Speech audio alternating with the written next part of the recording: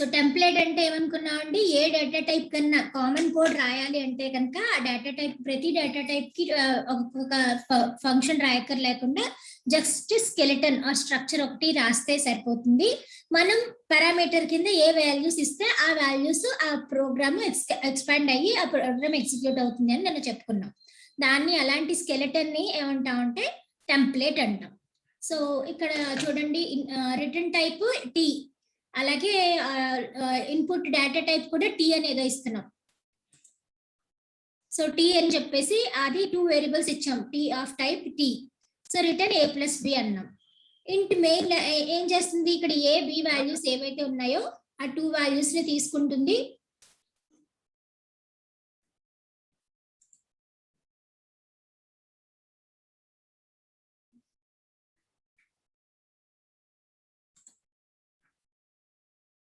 Can you here మీ? అర్థమవుతుందా? Signal ఏమైనా problem ఉందమ్మా?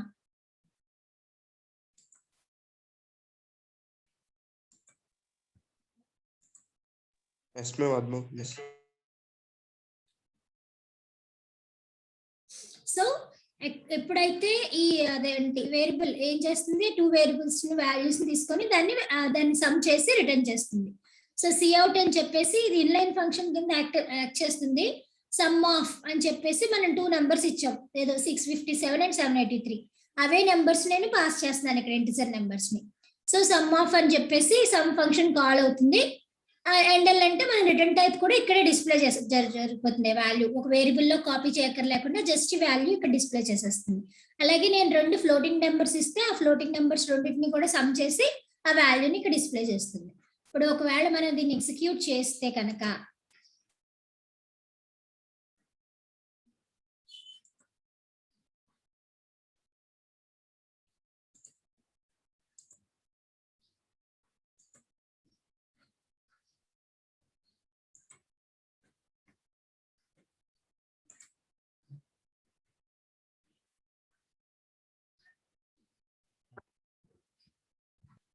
అవుట్పుట్ స్క్రీన్ కనబడుతుంది కదమ్మా.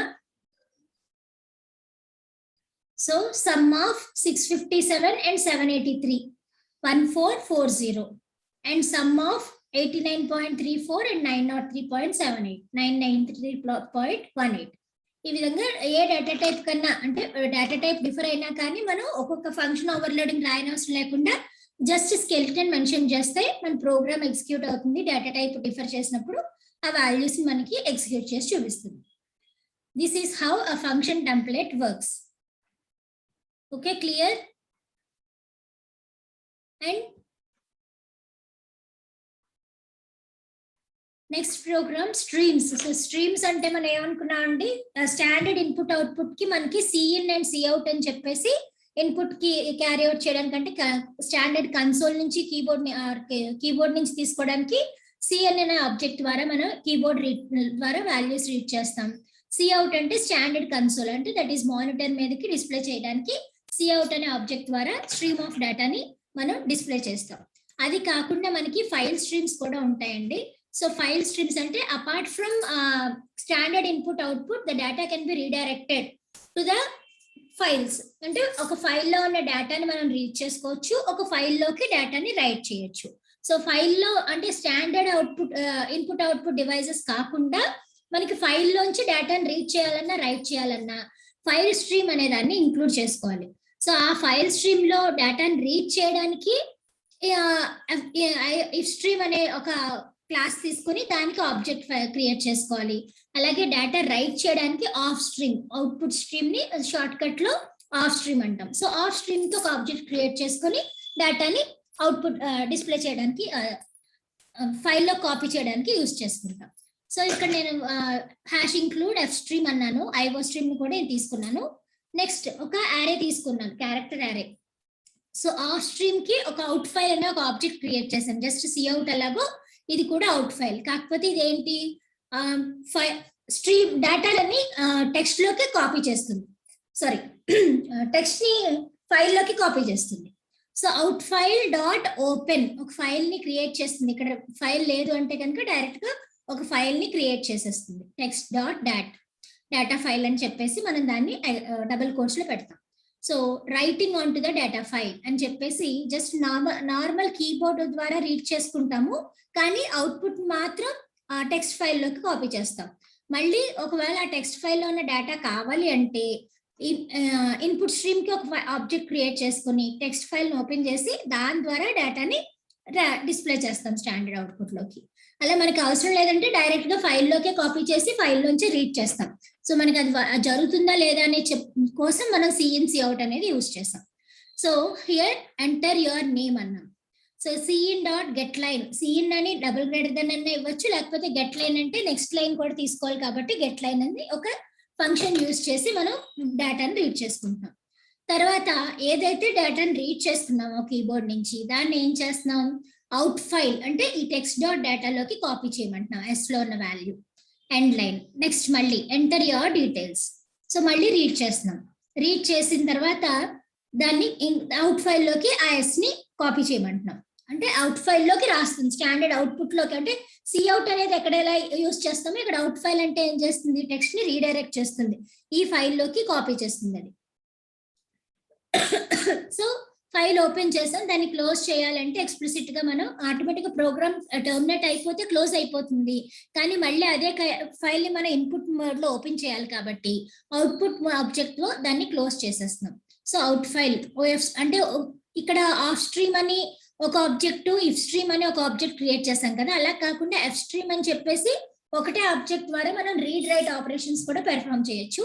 కానీ మీకు అర్థం కావడం కోసం ఆఫ్ స్ట్రీమ్ కి అవుట్పుట్ డేటాని రైట్ చేయడానికి ఆఫ్ స్ట్రీమ్, డేటాని రీడ్ చేయడానికి ఇఫ్ స్ట్రీమ్, రెండు క్లాసెస్ కి రెండు ఆబ్జెక్ట్స్ క్రియేట్ చేసి ఈ ప్రోగ్రామ్ ఎక్స్ప్లెయిన్ చేయడం జరిగింది.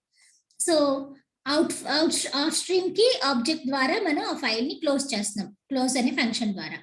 అలాగే open the file in read mode now. So ifstream ద్వారా ఒక ఆబ్జెక్ట్ సిఇన్ లాగే ఇన్ ఫైల్ కాబట్టి ఇన్ ఫైల్ అనే వేరియబుల్ పెట్టుకున్నాం.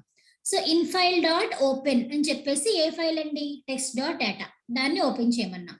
రీడింగ్ ఫ్రమ్ ద ఫైల్ అని చెప్పి మామూలుగా ఇక్కడ ఏం చేస్తాం, సిఇన్ ఎస్ అంటే ఏం చేస్తుంది, రీడ్ చేస్తుంది, కానీ ఇక్కడ అదేంటి ఇన్ ఫైల్ డాట్ ఎస్ అంటే ఫైల్ నుంచి రీడ్ చేసి ఎస్ లో కాపీ చేస్తుంది. సిఅవుట్ ఎస్ అంటే ఆ ఎస్ లో ఉన్న డేటా ఇక్కడ డిస్ప్లే చేస్తుంది. అలాగే ఇంకేమైనా నెక్స్ట్ లైన్ ఆఫ్ డేటా ఉంటే మళ్ళీ తీసుకుంటుంది, మళ్ళీ దాన్ని స్టాండర్డ్ కన్సోల్ అవుట్పుట్ కి అదే దట్ ఈస్ మానిటర్ మీదకి డిస్ప్లే చేస్తుంది. సో దీన్ని ఓపెన్ చేసాం కదా, మళ్ళీ దీన్ని ఎక్స్ప్లిసిట్ గా క్లోజ్ చేయడానికి ఇన్ ఫైల్ డాట్ క్లోజ్ అంట. So if we execute this programme,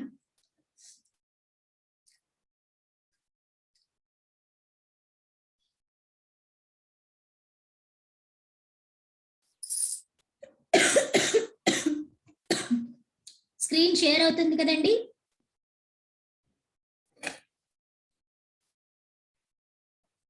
enter your name, Sai Lakshmi.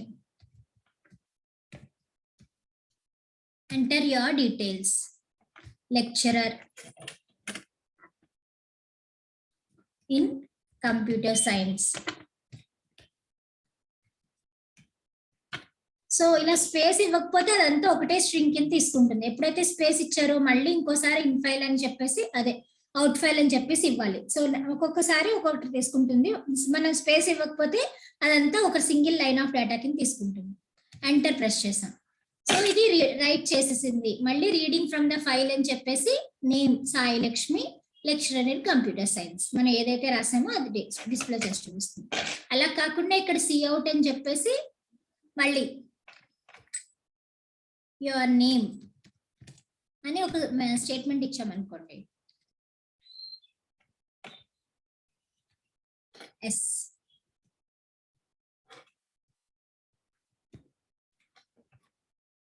Your details,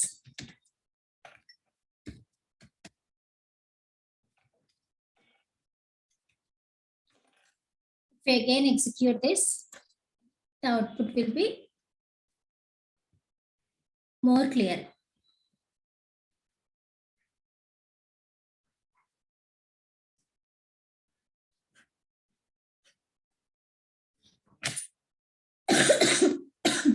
So enter your name, Best Computers, your details, Computer Institute,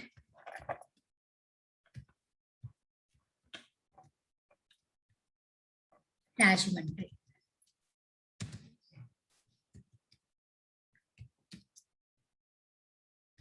so 100 characters మనం ఒకే line లో ఎంతైనా ఇవ్వచ్చు. So your name best computers, your details computer institute Rajahmundry.